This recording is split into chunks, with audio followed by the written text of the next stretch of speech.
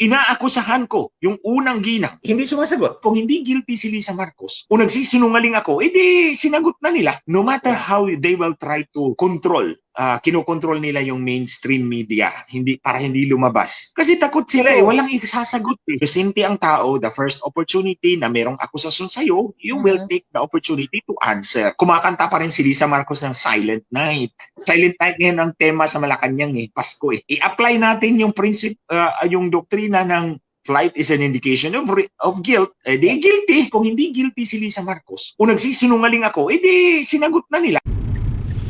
Alright. Hello sa ating mga ka-unity all over the world. Again, this is your Miss A. And isa na namang reaction video ang gusto kong i-share sa inyo, mga ka-unity. Ito kasing si Attorney Glenn Chong, magbuhat ng bumarkada dito kay Majarlica Jutang Gina Devova. Naging bobo na rin. Boy, anong inaarte mo na inaakusahan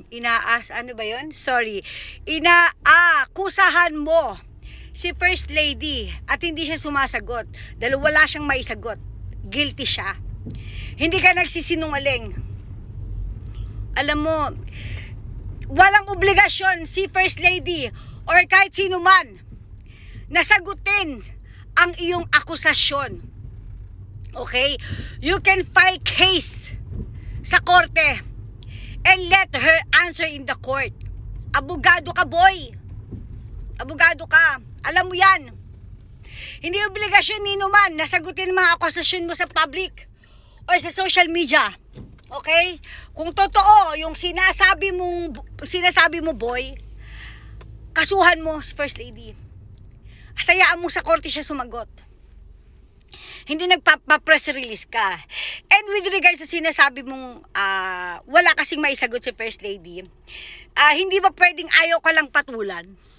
Kayo ni Majarlica Jutang Gina Devova. Kasi nga, alam naman ng lahat, okay?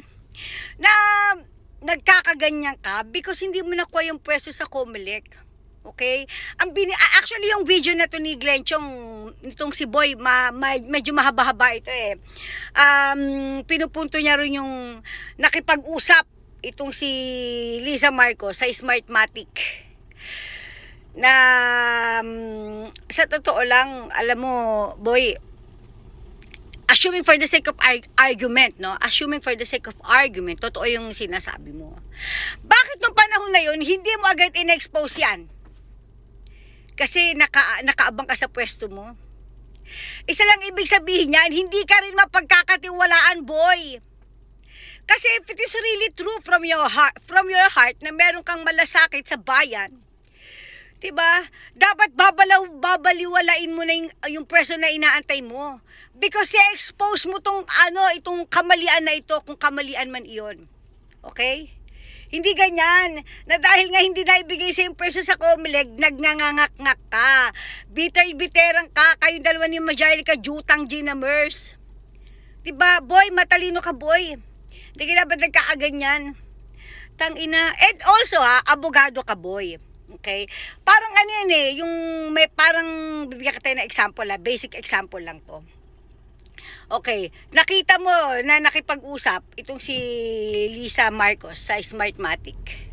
Okay, so ano bang ibig mo sabihin doon? Automatic meron na siyang ginawang masama.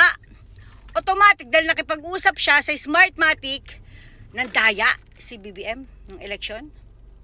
Bigyan kita ng basic example may isang krimen na nangyari sa isang bahay. And hindi porke ikaw ang huling taong nakitang lumabas sa bahay na yon, ikaw na agad ang suspect. You know what I mean? Lahat ng bagay pinapatunayan. And anong gusto mong patunayan ni Lisa Marcos sa'yo sa mga bintang mo? Ikaw ang nag-aakusa, boy. Ikaw ang nag-aakusa, boy. So, ibig sabihin, ikaw din na maglalabas ng ebidensya para patunayan lang sinasabi mo. Gago. Abogado ka, boy. Nakalimutan mo. Sa sobrang sama ng loob mo dahil hindi na ibigay yung pwesto sa'yo, nagkaganyan ka, na bobo ka.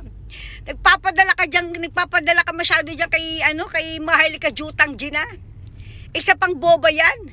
Para yung sabi niya ng pulveronic, sila BBM, no? Sa totoo lang, mukhang ikaw mahalika ay nagpupulburon. O kaya mas bagay isang satanic. Dahil mukha ka ng sinasaniban ng demonyo. Alam mo yung paninira mo, sagad hanggang buto. Na buti na lang, hindi lahat napapaniwala mo gaga ka sa mga kalokohan mo. Tangina boy, ulitin ko, abogado ka. Ayaw kang patulan ni First Lady. Hindi dahil ayaw kanya sagutin na wala siya may sagot. Hindi ka worth patulan dahil isa kang ampalaya.